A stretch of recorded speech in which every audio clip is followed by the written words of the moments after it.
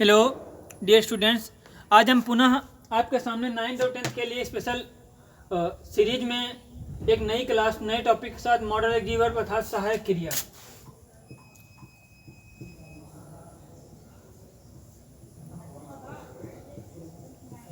सहायक क्रिया को लेकर प्रस्तुत हैं। पिछली कक्षा में हमने बात की थी parts of sentence, types of sentence, transitive verb, इन सब सब्जेक्ट पर बात की थी। आज हम मॉडल एग्जीवर्ब पर बात करेंगे। मॉडल एग्जीवर्ब क्या होता है? मॉडल एग्जीवर्ब आपके सिलेबस के अनुसार हमको 3 रूपों में मिलते हैं। बी का मतलब होना, हैव। तो हम देख रहे थे कि बी मीन्स होना होता है, हैव और डू। ये हमारे हेल्पिंग वर्ब के रूप में हम इनको पढ़ना है। होता क्या है, बी के अंतर्गत हमारा इज, एम, आर, वाज और वर आता है। हैव के अंतर्गत हमारा हैव, हैज, हैड आता है। डू के अंतर्गत डू, डज और डिड आता है। तो हमको ये देखना है, तीनों की अलग अलग कैटेगरी है, अलग अलग टेंस में इनका प्रयोग होता है। हम एक एक करेंगे पर बात करेंगे। मॉडल एग्जीवर्ब पहले हम बी पर बात करेंगे। तो बी के कुछ फॉर्म आपको यहाँ लिखे गए हैं, इनको आप नोट कर लीजिए, इसे समझ लीजिए। बी का मतलब होता है होना, बी का क्या फॉर्म, और इज का मतलब होता है अर्थात सिंगुलर के साथ यूज करते हैं। एम का मतलब होता है हूँ, आर का मतलब होता है या फिर हो। वाज का मतलब था या फिर थी, वर का मतलब थे। तो पहले हम बी के टॉपिक पर बात करेंगे, फिर हम है पर, फिर डू पर बात करेंगे। तो आइए बी का टॉपिक लेते हैं। बी का यूज होता कहाँ है, इन सबको आप नोट कर लीजिए, तो इसको अच्छे से स्क्रीनशॉट ले लीजिए।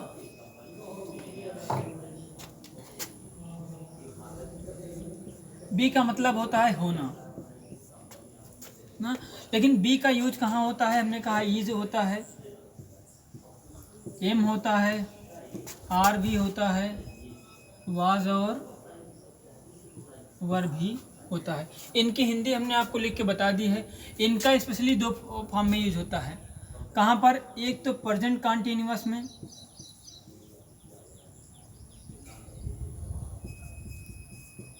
और इन दोनों का प्रयोग पास्ट कॉन्टिन्यूअस में। लेकिन इन क्रियाओं का प्रयोग इनके अदर भी, इनको छोड़कर अर्थात प्रेजेंट कॉन्टिन्यूअस और पास्ट कॉन्टिन्यूअस को छोड़कर भी कुछ स्थानों पर होता है। ऐसा चाहे आप कह सकते हैं लिंकिंग वर्ब के रूप में या स्टेटिव वर्ब के रूप में, या स्टेटिव वर्ब के रूप में। क्लियर?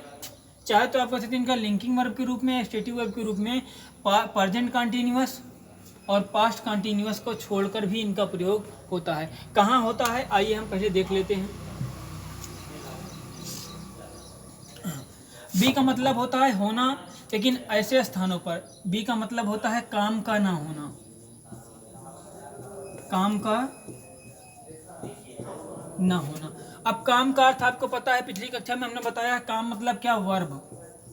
काम मतलब क्या? वर्ब। वर्ब अर्थात क्रिया। आपकी क्रिया आपकी क्या कहलाती है? काम कहलाती है। तो ऐसा वाक्य जिसमें कोई काम अर्थात कोई वर्ब कोई क्रिया ना मिले, वहां पर हम बी फॉर्म का यूज करते हैं। इसका प्रयोग करते हैं, बी फॉर्म का यूज करते हैं। और कोई सेंटेंस लिख दिया जाए, कोई सेंटेंस लिख दिया जाए, वह एक विद्यार्थी है। एक सेंटेंस है आया तो इसका प्रयोग करना है ना, लेकिन अब इसमें देखिए कोई काम है, वह भी काम नहीं है, एक भी काम नहीं, विद्यार्थी भी काम नहीं, ये भी काम नहीं। अर्थात कोई काम हमको अर्थात कोई वर्ब नहीं मिली, कोई मेन वर्ब नहीं मिला। अर्थात इस फॉर्म में हम किसका यूज करेंगे? बी का यूज करेंगे। बी का यूज कैसे करेंगे? हमारा सब्जेक्ट लिखेंगे he is a student. Clear? समझ में आया? तो ऐसे वाक्य जहाँ पर चाहे पास्ट में हो या प्रेजेंट में हो, चाहे पास्ट में हो या प्रेजेंट में हो, जिस वाक्य में कोई काम हमको नहीं मिलता है उसके लिए हम किसका प्रयोग करेंगे? बी फॉर्म का यूज हम करते हैं। कुछ और वाक्य देख लेते हैं।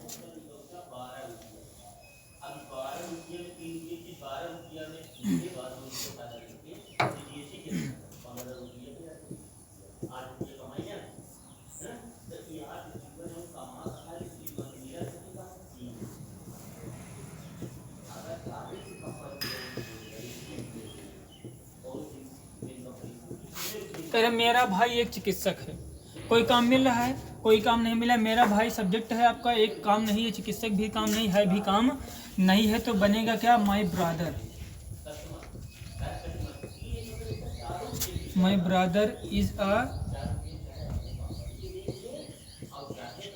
डॉक्टर। समझ में आया?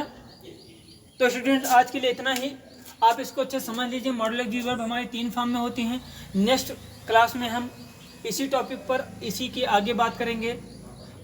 इज एम आर का प्रयोग हम कहाँ कहाँ किस प्रकार कर सकते हैं, वाज का प्रयोग कहाँ कहाँ किस प्रकार से करते हैं, और हैव का प्रयोग और डू का प्रयोग हम कहाँ कहाँ पे करते हैं। आज के लिए इतना ही। ओके, धन्यवाद, थैंक यू।